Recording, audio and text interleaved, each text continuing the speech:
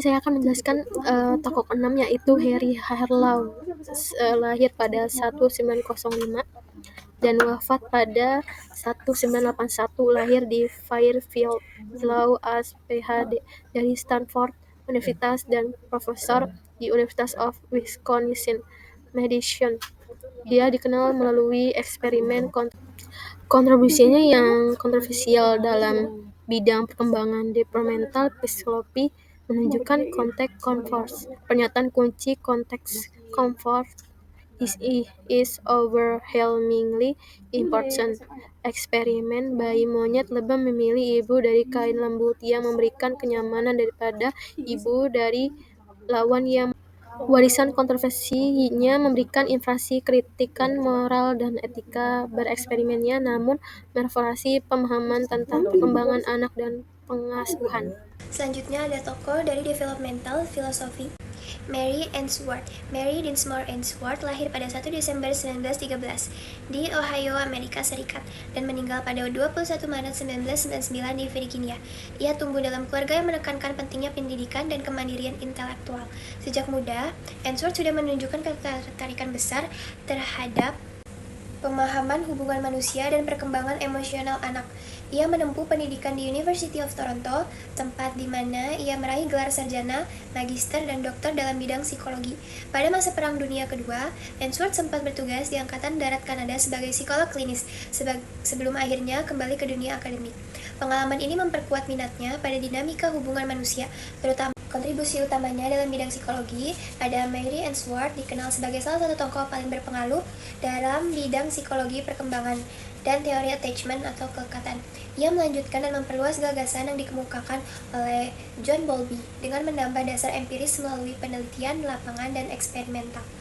Karyanya yang paling terkenal adalah Strange Situation Experiment 1970-an, yaitu metode observasi yang digunakan untuk menilai jenis kelekatan antara bayi dan pengasuh utamanya. Melalui penelitian ini, Ainsworth mengidentifikasi 3 pola utama kelekatan. Yang pertama ada secure attachment, avoidant attachment, dan ambivalent. Karya utama Mary Ainsworth yang pertama ada The Infancy in Uganda, Infant Care and the Growth of Love, 1967. Hasil penelitian lapangannya menjadi dasar teori attachment. Yang kedua ada Patterns of Attachment, A Psychological Study of Strange Situation, 1978. Karya monumental yang memperkenalkan klasifikasi kelekatan anak. Yang ketiga ada Child Care and the Growth of Love, 1965, menekankan pentingnya kasih sayang dan hubungan emosional dalam perkembangan anak. Francois Dolto. Francois Dolto adalah psikoanalisis dan dokter anak asal Prancis yang lahir pada tahun 1908 dan wafat pada 1988. Ia dikenal sebagai pelopor psikoanalisis anak dan mengembangkan konsep penting dalam pendidikan anak, termasuk gagasan bahwa perilaku dan perkembangan anak sangat dipengaruhi oleh perlakuan serta komunikasi yang diterima sejak dini. Dolto juga merancang konsep Mission Fair, sebuah tempat belajar dan bermain untuk meningkatkan hubungan antara orang tua dan anak. Selain aktif sebagai psikoanalisis, ia juga penyiar radio dan penulis yang berpengaruh dalam psikologi perkembangan anak, khususnya di Prancis dan Swiss. Dolto menggabungkan pendekatan psikoanalisis dengan pandangan moral dan agama dalam karyanya. Kontribusi utama Francois Dolto dalam bidang psikologi adalah memberikan kontribusi nyata dalam psikologi anak melalui pengembangan psikoanalisis yang menekankan pentingnya memahami dunia batin dan komunikasi anak sejak usia dini. Ia memperkenalkan konsep citra tubuh bawah sadar yang membantu menjelaskan hubungan antara perkembangan psikologis dan kesadaran tubuh. Dolto mendirikan Mission Fair, sebuah pusat edukasi dan terapi yang mempererat hubungan antara orang tua dan anak. Pendekatannya dalam terapi anak dan keluarganya termasuk pada kasus autisme. Membuka pemahaman baru tentang pentingnya komunikasi emosional dan perlakuan terhadap anak demi kesehatan mental yang optimal. Kontribusinya ini merevolusi cara memandang perkembangan anak dan terapi yang diterapkan di Prancis dan dunia. Karya utama Francois Dolto. Karya utama Francois Dolto meliputi sejumlah buku dan tulisan tentang psikoanalitik anak. Di antaranya adalah The Causes des Adolescents, artinya alasan para remaja, yang membahas psikologi perkembangan dan masalah remaja. Berbagai karya yang mengupas pentingnya komunikasi emosional dan pemahaman dunia batin anak dalam terapi psikoanalitik. Tulisan-tulisan dan pendekatan inovatifnya dalam mengembangkan terapi anak serta menciptakan ruang edukasi seperti Mission Fair. Karya-karya ini sangat berpengaruh dalam psikologi perkembangan dan psikoanalisis anak serta pendidikan keluarga di Prancis dan dunia. Perkenalkan, nama saya Faiza Nanda Sakran dengan nomor NIM 0603525016. Selanjutnya saya akan membahas tentang tokoh Erik Erikson. Erik Erikson adalah seorang psikoanalis Jerman Amerika yang terkenal karena teorinya tentang perkembangan psikososial. Ia lahir di Jerman dan dibesarkan oleh ibu dan ayah tirinya, yang mendorongnya untuk mendalami identitas diri. Setelah bermigrasi ke Amerika Serikat, ia mengajar di universitas-universitas ternama dan mengembangkan teori psikososialnya.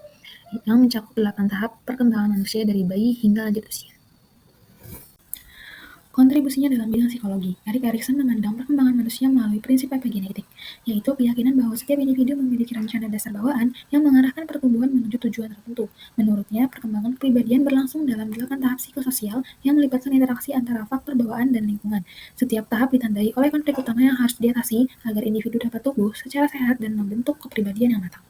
Kedelapan tahap tersebut meliputi percaya diri versus tidak percaya diri pada masa bayi, otonomi versus rasa malu dan ragu pada masa balita, inisiatif versus rasa bersalah di usia dini, kerja keras versus rendah diri pada masa sekolah, identitas versus kebingungan peran di masa remaja, dan keintiman isolasi di usia dewasa muda, generativitas versus stagnasi pada usia dewasa tengah, dan interogasi versus keputusasaan di usia lanjut.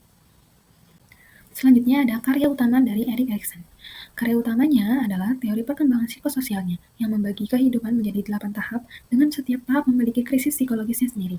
Selain itu, karya penting lainnya termasuk buku-buku seperti Childhood and Society pada tahun 1950, Young Man Lauder pada tahun 1958, dan Identity, Youth and Crisis pada tahun 1968.